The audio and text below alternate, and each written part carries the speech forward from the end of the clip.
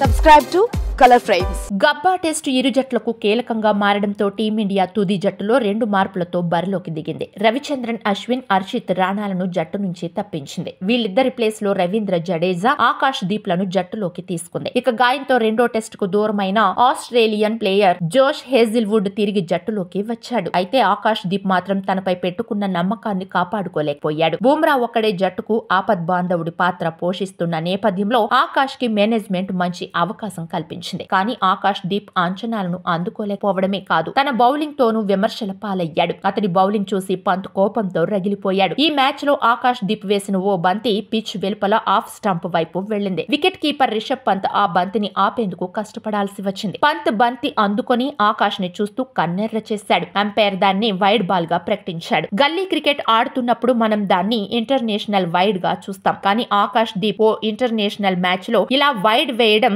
అందరినీ ఆశ్చర్యపరిచింది. అయితే ఈ బంతికి ఆకాష్ దీప్ కూడా తీవ్ర నిరాశకు గురయ్యాడు. ఆకాష్ దీప్ బౌలింగ్ పై వ్యాఖ్యాతులు కూడా సెటైర్లు పేల్చారు. కాగా ఈ మ్యాచ్ లో ఆకాష్ ఒక వికెట్ మాత్రమే తీయగలిగాడు. 88 బంతుల్లో 7 ఫోర్లు 2 సిక్సర్ల సాయంతో 70 పరుగులు చేసి అద్భుత ఫామ్ లో ఉన్న అలెక్స్ కారీని అవుట్ చేయడంలో ఆకాష్ దీప్ సక్సెస్ అయ్యాడు. నిజానికి ఆకాష్ దీప్ విషయంలో గంభీర్ వ్యవహరించిన తీరుపై మొదట విమర్శలు వెల్లువెత్తాయి. ఆకాష్ దీప్ స్థానంలో హర్షిత్ రాణాకు అవకాశం కల్పించారు. దీనికి సంబంధించి ఎన్నో ప్రశ్నలు తలెత్తాయి. గంభీర్ తో సన్నిహితంగా ఉండటం, కోల్కతా నైట్ రైడర్స్ లో రాణా ఆడటమే దీనికి కారణమని కామెంట్స్ వినిపించాయి. అడిలైడ్ లో జరిగిన రెండో టెస్ట్ మ్యాచ్ లో ఓటమి తర్వాత ఈ ప్రశ్నలు మరింత తీవ్రంగా మారాయి. అడిలైడ్ టెస్ట్ లో రాణాకు ఒక్క వికెట్ కూడా దక్కలేదు. దీంతో ఆకాష్ దీప్ కు బ్రిస్బేన్ లో అవకాశం లభించింది. వీడియో మీకు నచ్చినట్లయితే ప్లీజ్ లైక్ చేయండి, షేర్ చేయండి, కామెంట్ చేయండి.